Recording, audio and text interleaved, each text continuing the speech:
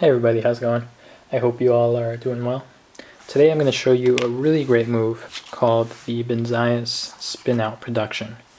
I'm not sure if I'm saying that right, but basically it's a really elegant way of producing a card from a tabled deck. And it's probably my favorite tabled card production. It just looks really good.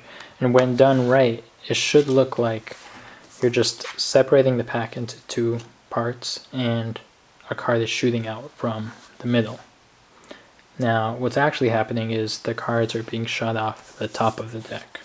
Alright, so let me show you how this works. It's very heavily based off of the slip cut. So if you're not familiar with what a slip cut is, basically that's where you cut the bottom half of the cards away from you, but at the same time you're dragging along the very top card of the deck. Okay, so when you do that, it looks like you're cutting off the top half of the deck. It's an illusion because that top card is always there. But when you complete this cut, only one card in the deck has changed position, and that's the top card of the deck. So I guess just a really quick application for the slip cut is if you wanted to preserve a card on top of the deck, let's say the Queen of Clubs for example, you can do a shuffle and a cut and it'll still be there. So you shuffle one card on top of it, and then you do a slip cut. So it looks like you mix up the deck, but the Queen of Clubs is still there. Now to use the slip cut principle to do the Benzais production, let me show you how that works. Let's say we want to produce the Queen of Clubs. Here's what's happening. I'm doing a slip cut, but instead of completing the cut, all I'm doing is I'm continuing my right hand in this clockwise motion. And that momentum is going to cause the slipped card to revolve around my middle finger and just spin out. Okay, so it's tough to do slowly, of course, but I'll do this next shot for you in slow motion so you can see exactly what's happening.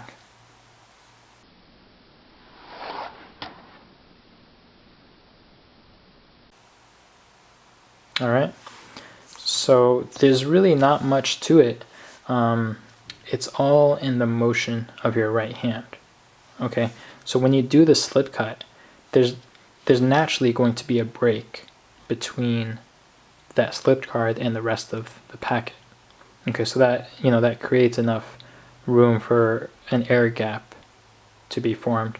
So as you do this motion right here, the card is very easily going to be separated from the rest of the cards, and it's just going to continue and revolve around that finger and spin out just like that.